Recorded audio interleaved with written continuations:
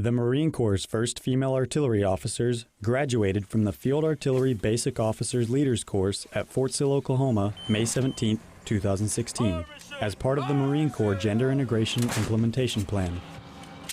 Having earned their commission and successfully completed the basic school, the Marine officers arrived here ready to be immersed in a fast-paced, progressive course that challenged both their intellect and endurance.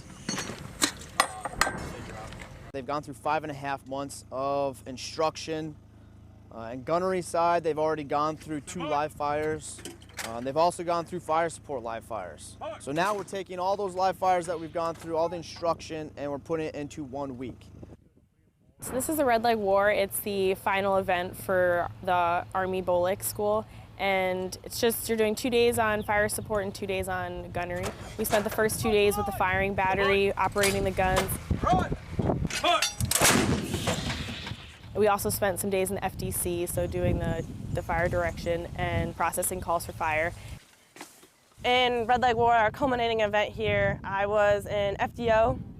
So basically I ran the FDC, the Fire Direction Center, and we took calls for fire, and I was in charge of making sure that we were able to process those calls for fire and get accurate information to send down to the gun line so that we could get those rounds downrange in a timely and accurate manner.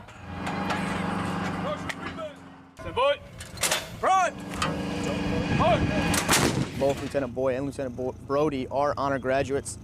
Lieutenant Brody is graduating #1 overall, so the distinguished honor graduate of 137 students.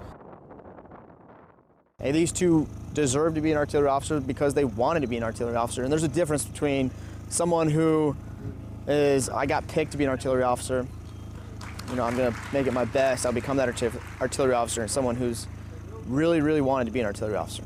You can see the difference. Upon fulfilling the necessary requirements for their MOS, the officers will leave Fort Sill ready to function as fire support or fire direction officers and increase the combat readiness of the Corps. I'm really excited to go to the fleet. I'm heading out to 111 in California. I'm really excited for the leadership aspect of it and meeting the Marines who we'll be working with and hopefully having a positive influence on them.